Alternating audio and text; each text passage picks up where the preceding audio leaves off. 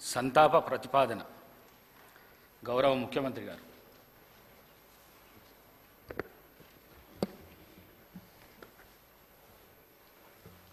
అధ్యక్ష, తమరి అనుమతితో ఈ సంతాప తీర్మానాన్ని ప్రవేశపెడుతున్నాను.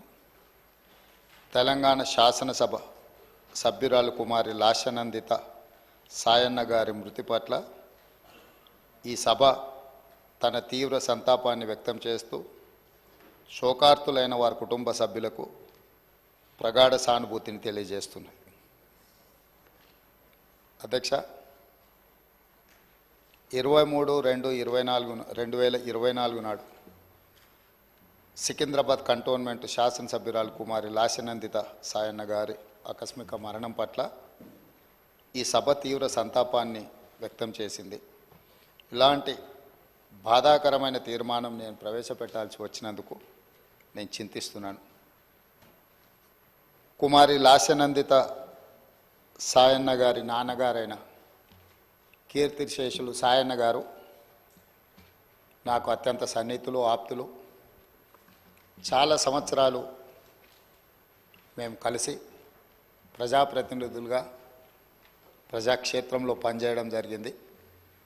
సాయన్న గారు అత్యంత సామాన్యమైన కుటుంబంలో 1951 వల్లభానగర్ నిజామాబాద్ జిల్లాలో జన్మించి కష్టపడి వారు 5 సార్లు శాసనసభ్యుడిగా ప్రజా జీవితంలో కంటోన్మెంట్ బోర్డు మెంబర్గా కంటోన్మెంట్ ప్రాంత ప్రజా సమస్యల పరిష్కారంలో వారు ఎనలేని కృషి చేసినారు.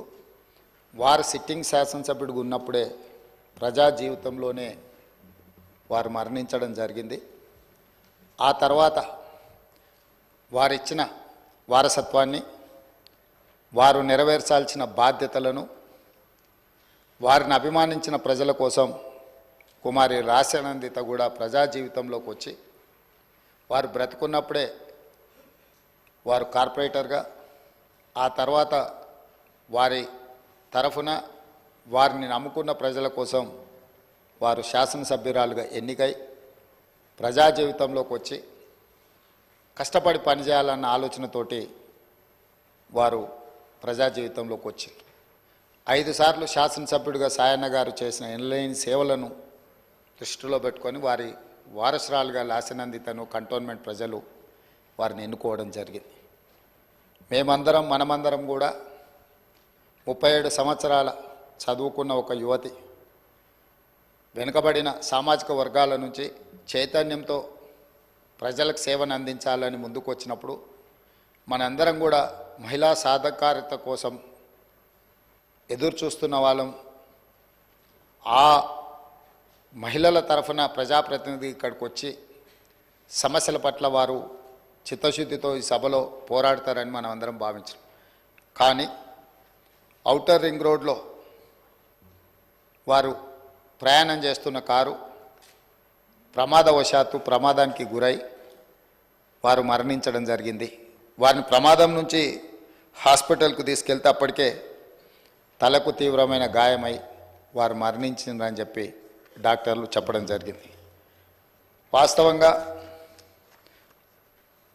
ఆ కుటుంబము ప్రజలతో ఉన్న సత్సంబంధాలు కంటోన్మెంట్ ప్రాంతంలోనే కాకుండా జిహెచ్ఎంసి పరిధిలో ఎవరిని అడిగినా కూడా ఆ కుటుంబం యొక్క ప్రజలతోనే ఉన్న సత్సంబంధాలు, ప్రజా సమస్యల మీద వారు చేసిన ప్రయత్నాలు ఎవరైనా చెప్తారు.